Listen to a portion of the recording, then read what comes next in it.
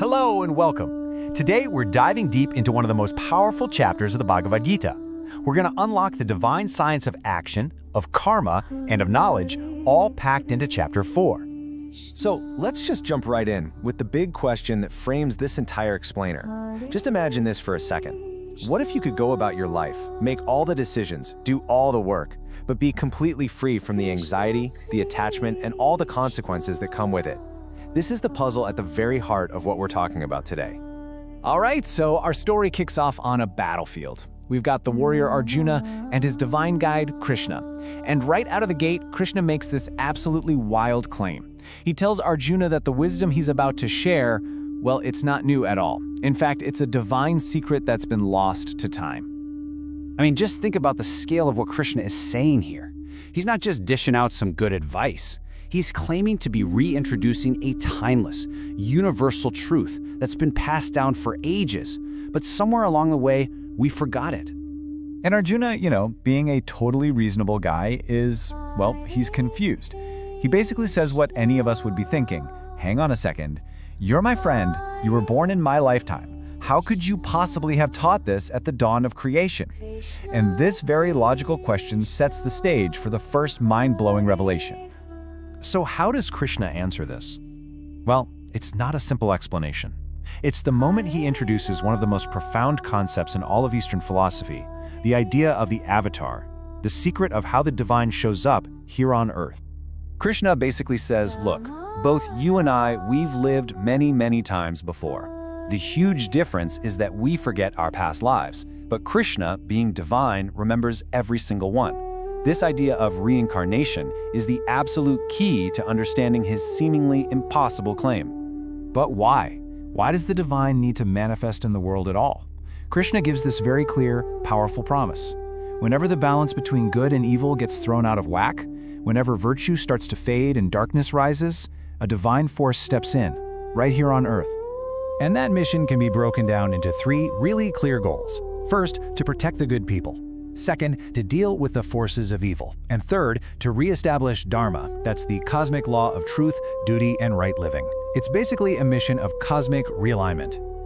Okay, so with that huge cosmic picture painted, Krishna brings it right back down to a very human problem, something that affects every single one of us. It's the paradox of karma, the puzzle of how to act in a world where everything you do has a consequence. Here's the trap, right? If you act, you create karma. You create reactions and consequences that tie you down. But if you try not to act, well, that's impossible. Just breathing is an action. Thinking is an action. Being alive is action. So you're stuck. What do you do? And this brings us right back to our central question. How can we possibly do all the things we have to do in life without getting tangled up in the web of results, the successes, the failures, the good, the bad? So what's the answer? Krishna reveals this revolutionary path, a way to turn action from something that binds you into a path that sets you free. And this path has a name, Karma Yoga. It's the yoga of action itself. So what is Karma Yoga, really? It's all about doing your work, whatever it is, with 100% dedication. You give it everything you've got. But, and this is the absolute game changer, you mentally let go of the outcome. You do the work, and then you offer up the results, good or bad, to something bigger than yourself. So, the practice really boils down to these three steps. They sound simple, but they're incredibly deep. First, do your duty and do it well. Second, consciously surrender the results. Let go of needing the praise or the money or the win. And third, act without that ego that's always screaming, I'm the one doing this, look at me. And when you can do that, something amazing happens. Any action, whether you're writing code, raising a family, or running a business, stops being just another task.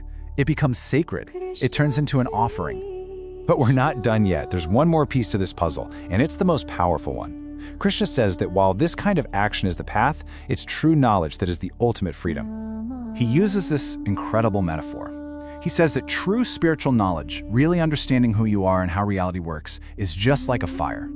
A fire so intense, so powerful, that it can literally burn away the pile of karma from all your past actions. It just incinerates it, leaving your soul completely purified. It's a wild idea, that just knowing the truth can erase the consequences of the past. And this shows just how unconditional this power is. It doesn't matter what you've done in the past. According to this teaching, if you sincerely seek wisdom, it has this absolute purifying effect. It's like a flame that just erases the darkness. And here's the ultimate promise of this whole chapter.